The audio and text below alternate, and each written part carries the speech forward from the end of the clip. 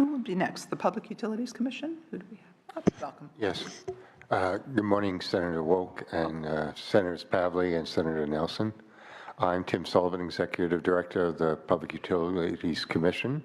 Our Aliso Canyon proposal that you're discussing now has basically two components. One is to increase our monitoring and enforcement staff who investigate the gas infrastructure. With the aging infrastructure of the state and triggered by the Aliso Canyon incident, we've rethought what it is we need to do, and so we're proposing an expansion of our inspection and monitoring staff. A second component is planning for the reliability crisis that is arising from the loss of the Aliso Canyon storage facilities.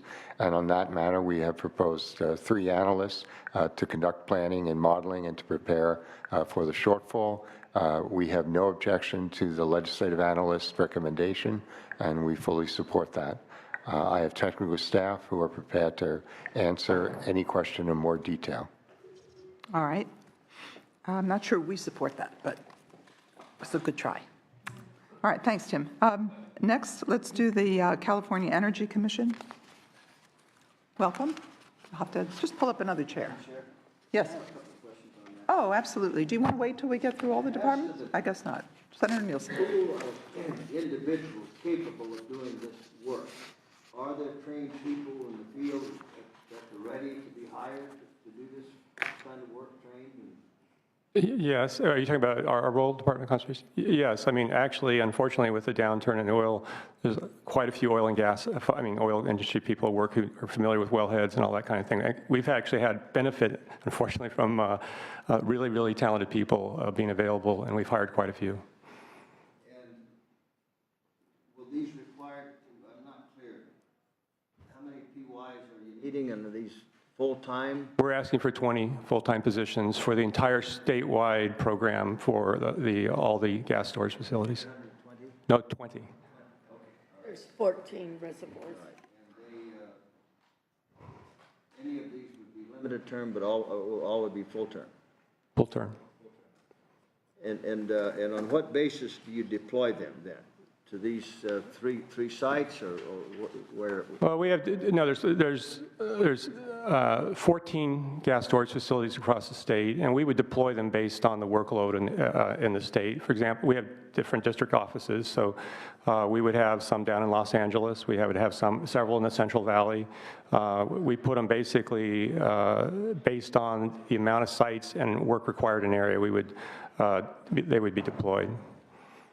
And did they have how does it work? They have a home base where they live, and yes. They travel during the week to the sites? Or? Well, we have several, we're located throughout the state. So, yeah, some probably might have to drive, 3-4 hours in a day to get to some sites. But for example, our Los Angeles folks, the facilities are within 2 hours of the office. In the Central Coast, some employees might have to drive also 2 hours. It's usually, we have several districts. We have people throughout the state, and so it's a daily round trip to go out and visit a site. Are these positions that are filled funded by a general fund or by fees? No, they're funded by fees on the wellhead. And how do you demonstrate to the fee payer the benefit derived to the one who pays the fee? Well, in this area, it's pretty easy because the workload is very, very specific to gas storage facilities. These positions, the work is very, so we're asking positions very specifically for the work associated with gas storage facilities. So I think the nexus is quite direct and it's easy for us to document. Do you do anything, and I'm starting to ask a lot of agencies about this, do you make findings of nexus and benefit on the record? Or do you just say, hey, we're finding this is a fee-funded thing and that's the way it goes? Or do you make findings of the benefit, specific findings? We get asked that, and recently, for example, in our division, there's 3 different areas. There's oil, there's gas, and there's geothermal. And all 3 of those industries have recently asked us to look at their portion and make sure that there's appropriate nexus. So we're we're in fact going through that exercise right now. Particularly, on the other two areas, oil and gas, we're looking at, oil and geothermal, looking at quite closely in terms of, the appropriate amount of workload is given to each segment of the industry. It's a question I'll continue to ask in a broad array of agencies because of current law and the requirement that there be a benefit to the fee payer. I think that's a necessary question. We can't just assume. We have to have specific findings by the agency. So that'll be something that I'll be, asking prospectively. For now, thank you. All right, let's continue with the three other departments, the Energy Commission, and then we'll have a general discussion. Thank you, Senator. Welcome. And committee members, Rob Oglesby representing the California Energy Commission. We're here basically to ask you to augment our analytical abilities related to natural gas and its interaction and its relationship with the energy system. We're looking for 3 positions and some contract funds. All right. Air Resources Board. Who's here? Come on. I want to follow up. Good morning, Madam Chair and members. I am Kirk Arparis, Deputy Executive Officer at the California Air Resources Board. Thank you for considering our request this morning. Little information exists about how emissions associated with oil and gas activities may affect nearby communities. The proposal will enable ARB to deploy mobile monitoring equipment to assess neighborhood air pollutant emission levels from oil and gas facilities, including the production fields and natural gas storage. The mobile nature of the proposed monitoring capabilities would also allow ARB to efficiently assess emissions from other industrial facilities and could be deployed quickly in emergency situations as we experienced with Aliso Canyon. The proposed monitoring program fills a critical need to determine what emissions are near oil and gas facilities and what people are exposed to. The data collected through the efforts will create the database necessary to conduct health risk assessments in collaboration with OHIA. Thank you, and I'm prepared to answer any questions. All right, and we'll, Leslie from OHIA. Alan Hirsch. Alan? Clearly, you're not Alan. Hello. Good morning, Madam Chair and members of the committee. I'm Lauren Zeiss. I'm Acting Director of the Office of Environmental Health Hazard Assessment, and we're requesting $350,000 in 2 positions, and we'll analyze ARB's monitoring results and see if there are any additional risks faced by the communities. And this is the same role we played in the Aliso Canyon response activities. All right, thank you. Finance, you have no concerns with the proposal or comment? Philip Chen, Department of Finance.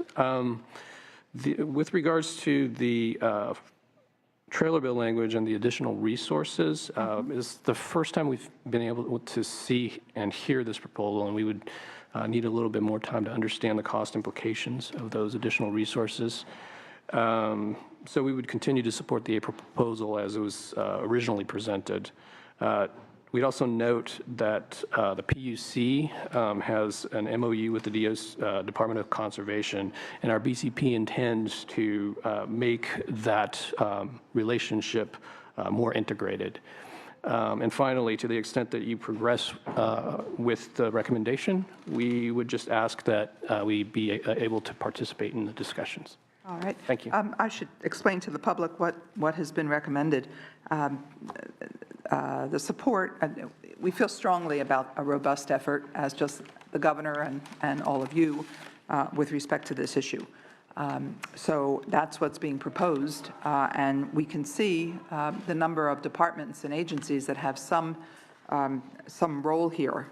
Basically, our concern is that there be accountability and reporting to the legislature, that there be integrated effort, essential when there's so many different pieces here.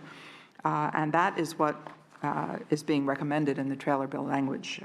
A single point of contact for the Secretary of Natural Resources to be responsible for natural gas safety, appointed by the governor, confirmed by the Senate, mechanisms for agencies to integrate, similar to, and staff suggested that we look at the model of timber harvest plans so that we integrate and do the most efficient job we can and the most cost-effective way of approaching this for all aspects of natural gas transmission and storage, reporting on an annual basis on the administration's efforts to improve natural gas safety. And the last piece is to approve a contract with the California Center for Science and Technology, who've actually given us reports in the past, so we know the quality of work and the assistance to study the gas transmission and storage within the state in coordination with the Energy Commission. We are not recommending limited-term positions. We think that this is not going to end soon. There's a lot of work to do and work that probably should have been done in the past. So this is a robust response and a good one. And what we are interested in is accountability, reporting, and integration. So are there any, before I get to public comment, are there any questions from our comments? Maybe a comment or a Senator question. Talley. I just want a couple clarification questions, and I'm going to make a comment, but I'm supporting this comprehensive package. And as the senator that has Aliso Canyon in their district, I can't tell you the disruptions it is caused not only to the production of natural gas, but to the 10,000 homeowners who had to relocate. 3,000 homes and their families have still not gotten back into their homes. Property values have dropped. They're adjacent to a producing oil and gas field. And when you have what's potentially incompatible uses, you really have to put all hands on deck to aggressively prevent something like this from happening again, because the impacts not only, again, are just to SoCal Gas and the homeowners there, but the millions of Southern Californians who rely on natural gas for their energy providing for all their utilities. It's all interconnected. So I had a couple of questions, though. On the Air Resources Board in OWEHA, I assume that relates to all 14 natural gas Come up, please. reservoirs. It's a statewide, it's not just the natural gas reservoirs, it's monitoring near oil and gas operations. It's an ongoing concern where we have people living next door to refineries and producing gas fields, and inundation of concerns to departments of public health and the counties and everyone on the health impacts. We are still waiting in Aliso Canyon for Department of Public Health to make some assessments as people are afraid to move back into their homes on, in this case, it's benzene and methane and things. So I just wanted a clarification. It's oil and gas operations statewide, correct? Yes, absolutely, Senator. Really important work. And does that include perhaps aerial flyovers? Who's funding that, or is that the CEC? The proposal that we have in front of you is talking about community ground level air monitoring, but we are under other efforts looking for other types of assets that we can bring to bear. And we certainly did in terms of the Aliso Canyon, where we reached out to JPL and NASA and brought in their assets at the same time. Well, we had someone with a plane, I think, through UC Davis, through infrared cameras, have been able to, even after the big leak, find additional leaks by flying over. Yes, you're right. That was Dr. Cromley, and actually he flew out of Sacramento, and as we sent him down from Sacramento, we had him pass over other facilities so that we could learn what the emission profiles from those facilities looked like. So this investment from fees from oil and gas and geothermal businesses is wise, not only for the homeowners, but it's wise for energy reliability everywhere. The riskiest thing we can do, and that's why I don't think you see a lot of objection to raising these fees for this purpose or using these fees for this purpose. The most risky thing, I would assume, for SoCal Gas and others is the risk of having another leak. So we have learned a lot on how we can do things better to minimize risk by being more proactive. It was deferred infrastructure on well casings that were very old. It was a combination of factors.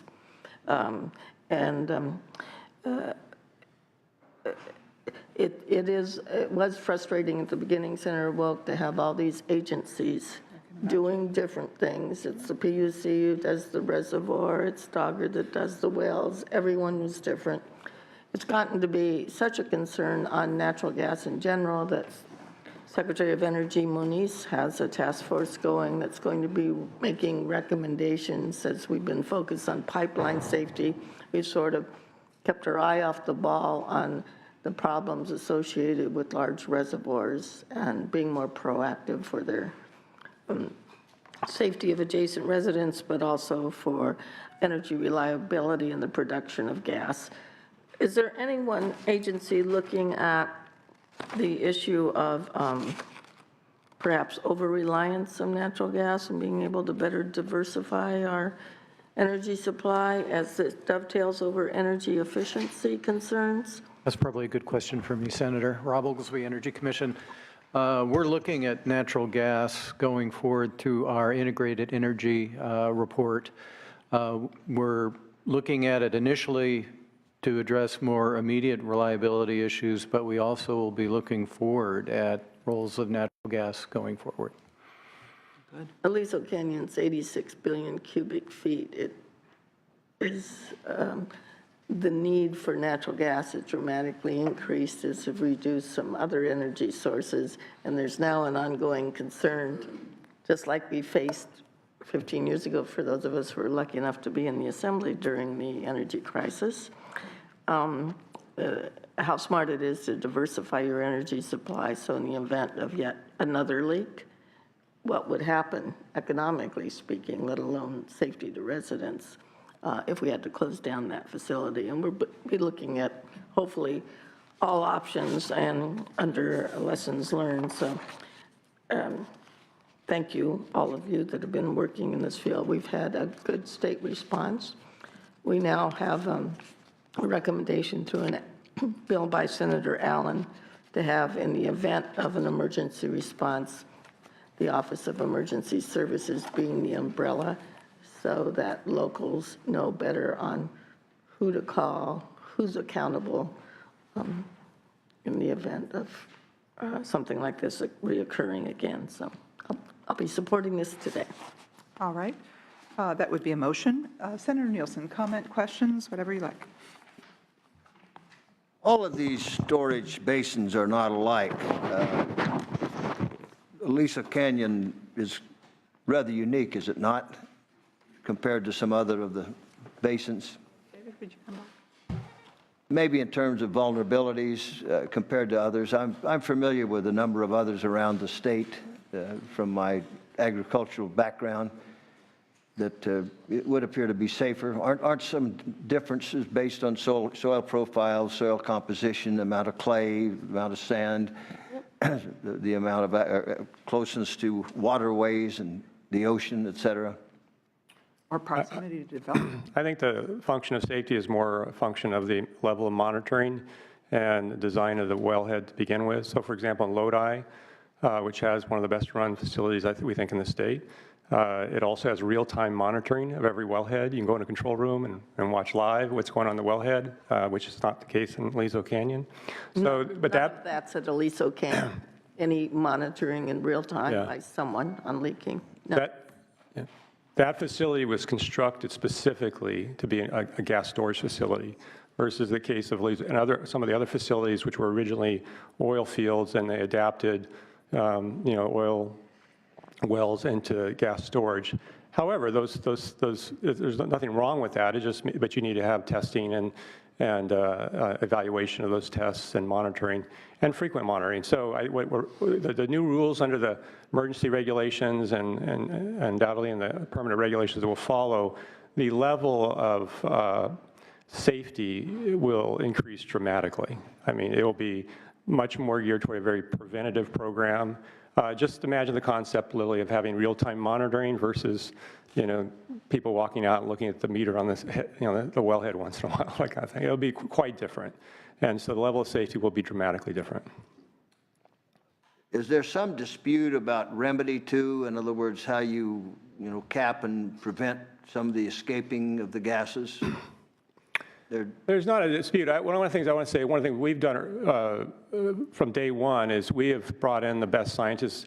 We've teamed up with the national labs. So, for example, all through the Aliso Canyon case, for example, we had the national lab scientists from Sandia, Lawrence Livermore, and Berkeley Labs who are experts in this, in addition to our own experts. In addition, all in the same room looking at these issues together. So we're just, for example, there's been some discussion of the different ways to ensure, how you plug or manage the safety. And there's a lot of factors to consider, but the way to get the right answer is to get the best scientists in the room and determine what that answer is. And that's what we're doing. So I'm confident we will come out with, the best way to be managing these facilities with the brainpower, frankly, we're bringing to it. You don't rely on just one class or one group of scientists. You have a broad array that you. Absolutely. Very big team. In the case before, we had, scientists from Boots and Coots, internationally known firm from Schlumberger and others, were involved. And then in addition to our own scientists, in addition to from 3 national labs, we're all involved in the process. Okay. All right, thank you.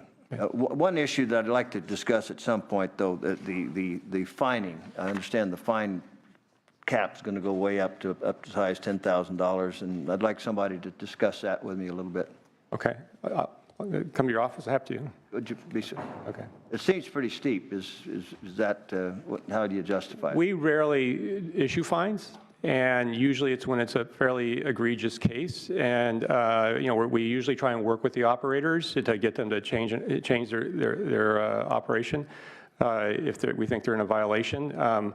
But our concern is our current existing law, our limitation is $25,000. It very often is, frankly, not a disincentive for some practices. Do you have, in your discussions with them, do you have set guidelines or factors in mitigation, factors in aggravation by which the fine is established? What criteria, in other words? We're currently sponsoring a bill on this topic. It's 2729.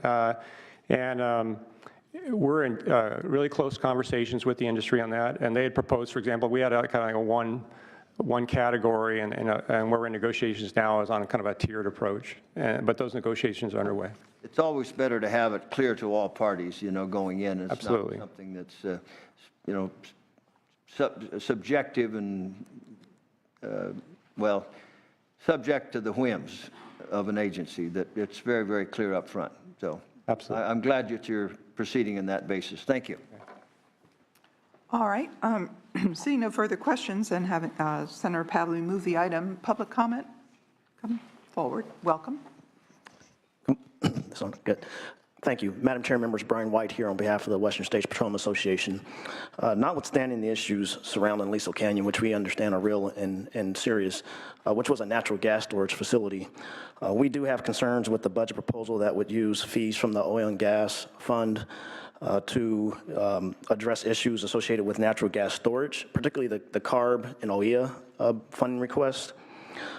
Keep in mind that Aliso Canyon leak was it was a natural gas leak. It wasn't a hydraulic fracturing related to hydraulic fracturing. So we have concerns that using the OGAF funds, which our members pay into, by the way, we think that would be blurring the lines between what's needed to address natural gas versus what's needed to address oil and gas operations. We think the statutory language that would be needed for that, which is why I think they're addressing budget trailer bill language, you'd have to have language for that. There's no authority right now to use oil and gas funds for CARB and OEA. So we think it's a little bit suspect. We would suggest that you at least look at some other fee payers, general fund, and whatnot. But for now, we have concerns with how you would use these funds because DOGGR is the actual agency that has direct authority to use oil and gas funds. For those reasons, we have concerns. Okay, thank you. Did I see someone else who was standing up? No. All right. Did you want to comment on that? Finance? No comments?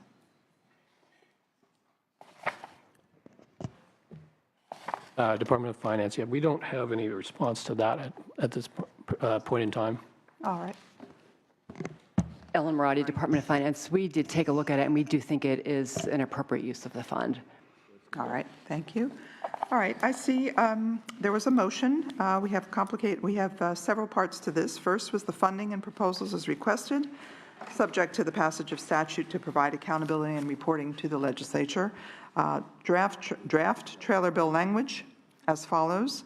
Single point of contact on natural gas safety appointed by the governor and subject to Senate confirmation within Natural Resources Agency. Mechanisms for integration, as you put it, for efficiency and coverage of all aspects of transmission and storage. And the third item, third part of that is reporting on an annual basis on the administration's efforts on national gas safety within the state. And the last is a contract to the California Center for Science and Technology in coordination with the Energy Commission to provide the legislature recommendations on regulation, market mechanisms to protect public health and safety, how the state would require best practices in the system, and where the state should focus increased enforcement of the system. That has been moved. Please call the roll. Senator Wolk? Aye. Senator Nielsen? No. Senator Pavley? Aye. All right, the recommendations are approved 2-1. Thank you all. Madam Chair, I need to make Yes, yes, go ahead. I consider this major policy, and I have a standard objection to doing major policy that is evolving into trailer bills that we don't have any idea what they're going to be, and so I object and then vote no. You know my standard objection. I just put it on the record. I do, and I do believe that there are working their way through the legislature are other bills that involve this as well, so thank you. All right, thank you for those of you. We're now moving on to the Department of Food and Agriculture. We have a vote-only calendar, page 28. We have 4 items: the avian influenza prevention and response, the citrus pest and disease prevention program, the use of antimicrobial drugs on livestock pursuant to SB 27, and the prevention of animal homelessness and cruelty program pursuant to AB 485. Is there a motion? Moved by Senator Nielsen. All right, please call the roll. Senator Wolk? Aye. Senator Nielsen? Aye. Senator Pavley? Aye. All right, those items are approved 3-0. We have one issue in front of us with the department, and that is Nutritional Incentive Matching Grant Program. So who's on? Mr. Houston? No, there you are. Who's? Nutritional Incentive Matching Grant Program? Yes, Jim Houston, Undersecretary, Department of Food and Ag. Appreciate the time and the discussion topic. Last year, the legislature passed AB 1321, and the governor signed it. And so we have been in that time working with stakeholders and our administration folks, finance and sister agencies, to sort of better understand and prepare for an eventual application to USDA to try and leverage those funds. So there were sort of 2 questions that were posed. One was, why wasn't it in our budget? And Department of Finance was going to answer that. And so if they want to take a, did you want to, Ileana? Yeah. Ileana Ramos with the Department of Finance. As you know, the administration is supportive of a market match program as evidenced by the governor's signature of AB 1321. However, as you well know, the administration considers many priorities when determining the governor's final budget proposal. Further, the legislation indicates that a number of fund sources are expected to support the market match program, including private funds. Consequently, it's appropriate that the department first seek other sources before being provided general fund.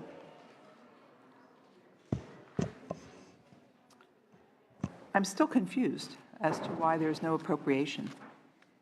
So we think that the program going. These are federal. We want to match and draw down these funds, don't we? No? Am I confused? Could be.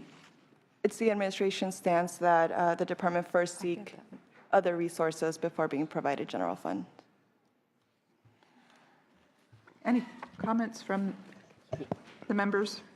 The recommendation is to add general fund for the Nutrition Incentive Matching Grant Program. Comments? Yes, please. Madam Chair, members of the committee, I'm Michael Dimick, President of Roots of Change. I'm here to ask for your support for the $5 million to fund the Nutrition Incentive Program, which is based on the Market Match Program, which benefits low-income families and farmers.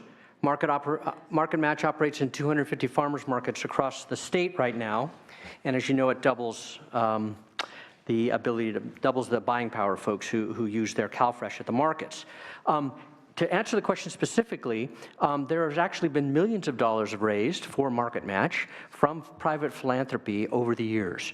Private philanthropy has limits to how much it can actually do. So for us, the program has been unable to actually draw down sufficient federal dollars that are equal to what we deserve as the largest state of CalFresh recipients. 11% of CalFresh recipients in the country are here, and 10% of the farmers markets are here. And we're not able to draw down enough money based on philanthropic dollars. Thank you. We know that's a problem. Why sign the bill if you're not going to do anything with it? Are there public comments? Quickly. Go ahead. Let's go for it. Just as a small farmer in Yolo County, I'd like to speak to the fact that Tim Mueller, River Dog Farm, out in the Cape Valley. The impact in our local economy of this kind of money is tremendous. The farm workers, local businesses, all of our money stays in our communities. It doesn't leave the state. Most of it stays within Yolo County and Sacramento County, Sacramento being part of our regional area. So this kind of money is just phenomenal in terms of what it does for our local economies. So that's really all I had to say. All right, thank you very much.